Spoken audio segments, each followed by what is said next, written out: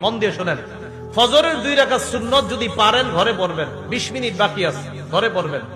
যখন ঘরে পড়বেন, প্রথম রাকাতে কুল ইয়া আইয়ুহাল কাফিরুন পড়বেন, দ্বিতীয় রাকাতে কুল হুয়াল্লাহ পড়বেন।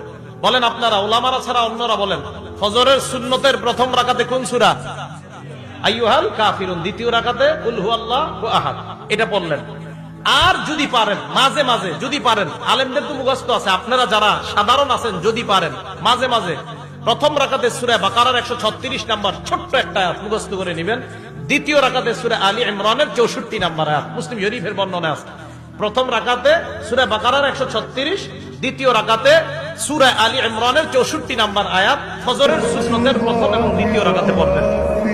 আর বেশিরভাগ সময় প্রথম রাকাতে কুল ইয়া আইয়ুহাল কাফিরুন, দ্বিতীয় রাকাতে কুল হুয়াল্লাহ। নবীজি মসজিদে আসছে, আসার পর দেখে এক ব্যক্তি সুন্নত পড়তেছে, তো ওই ব্যক্তির কেরাতের আওয়াজ হালকা নবীজির কানে আসছে। নবীজি শুনতে পাইল ওই ব্যক্তি প্রথম রাকাতে পড়তেছে কুল ইয়া আইয়ুহাল কাফিরুন। আল্লাহ নবী বললেন হাদা আবদুন আরাফা রাব্বা। আল্লাহ নবী যখন শুনলেন এই ব্যক্তি ফজরের সুন্নতের প্রথম রাকাতে কুল ইয়া আইয়ুহাল কাফিরুন পড়লেন, নবীজি বললেন এই ব্যক্তি এমন এক বান্দা যে ব্যক্তি তার রবকে চিনতে পেরেছে, যে ব্যক্তি তার রবকে চিনেছে। তো নবীজি দাঁড়ায় রয়েছে। এবার ওই লোকটা দ্বিতীয় রাকাতে বললেন কুল হুয়াল্লাহু আহাদ। আল্লাহ নবী বললেন হাদা আব্দুন আমানা বিরব্বি, এই ব্যক্তি তার রবের উপর পরিপূর্ণ ঈমান আনছে। তাহলে প্রথম রাকাতে কুল ইয়া আইয়ুহাল কাফিরুন, দ্বিতীয় রাকাতে কুল হুয়াল্লাহু আহাদ। এবার ফজরের সুন্নত পড়লেন, পড়ার পর আপনি বাসায় বসে আছেন, তাকায় দেখেন ঘড়ির মধ্যে এখনো 15 মিনিট বাকি। তখন আপনি কি করবেন? আরবিটা প্রথম বলি, ওলামায়ে কেরাম তো আরবি মনে রাখতে পারবে, আপনারা পরে বাংলাটা বলতেছে। নবীজি বলতেন, ফাতুল বারীতে আসছে, আল্লাহুম্মা রাব্বা জিবরাইলা ওয়া রাব্বা মিকাইলা ওয়া রাব্বা মুহাম্মাদিন সাল্লাল্লাহু আলাইহি ওয়াসাল্লাম আউযু বিকা মিনান নারি সালাসা মাররাত। নবীজি আল্লাহর দরবারে দোয়া করতেন, হে জিবরাইলের রব, হে মিকাইলের রব, হে মুহাম্মদ সাল্লাল্লাহু আলাইহি ওয়াসাল্লামের রব, আমি আপনার কাছে জাহান্নাম থেকে পানাহ চাই। নবী এই দোয়াটা 3 বার করতেন। ফজরের সুন্নত পড়লেন, পড়ার পর সময় আছে, নবীজি দোয়া করতেন। এবার আমার সাথে বলেন, হে জিবরাইলের রব, হে মিকাইলের রব, হে মুহাম্মদ সাল্লাল্লাহু আলাইহি সাল্লামের রব, আমি আপনার কাছে জাহান্নাম থেকে পানাহ চাই। কয়বার এটা? 3 বার। যদি বাসায় পড়েন তো বাসায়, মসজিদে বললে মসজিদও এই দোয়াটা করবেন। পরে যদি দেখেন এখনো নামাজের অনেক সময় বাকি, নামাজ পড়লেন, সুন্নত পড়লেন, সুন্নতের কেরাত পড়লেন, সুন্নতের পরে দোয়া করলেন। দোয়া করার পর বিবির দিকে তাকাইবেন। কার দিকে? বলে না সবাই, কার দিকে? বিবির দিকে। বিবির দিকে তাকানোর পর যদি দেখেন বিবি জাগ্রত, কথা বলবেন। যদি দেখেন বিবি ঘুমায় আছে, বিবিরে জাগ্রত করবেন। আম্মা জান আয়েশা সিদ্দিকা রাদিয়াল্লাহু তাআলা আনহার বর্ণনা, নবীজি যখন ফজরের সুন্নত পড়তেন, পড়ার পর আমার দিকে আল্লাহ নবী তাকাইতেন। তাকানোর পর আল্লাহ নবী যদি দেখতেন, ফাইন কুনতু মুস্তাইকিজা, নবীজি যদি আমাকে দেখতেন আমি জাগ্রত, হাদ্দাসানি, আমার সাথে আল্লাহ নবী কথা বলতেন। ওয়াইন কুনতু নাইমা আইকাযানি, আমাকে যদি দেখতেন আমি ঘুমন্ত, আল্লাহ নবী আমাকে জাগ্রত করে দিতেন। তাহলে ফজরের সুন্নত পড়ার পর বিবির সাথে এমনি 2-1টা কথা বলবেন, ধর্মীয় কথা, নবীর একটা সুন্নত আদায় করার সওয়াব পেয়ে যাবেন। আর বেবি যদি ঘুমায় থাকে তাকে জাগ্রত করবেন।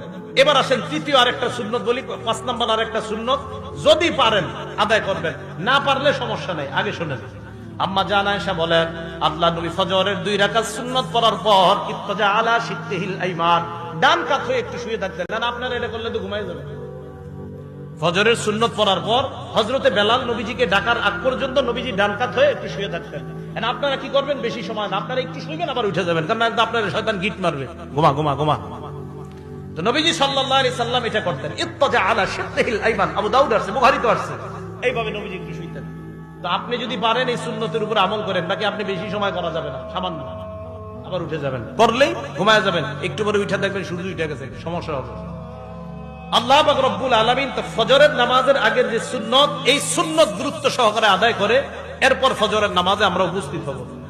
এই হলো ফজরের নামাজের ব্যাপারে মোটামুটি আলোচনা।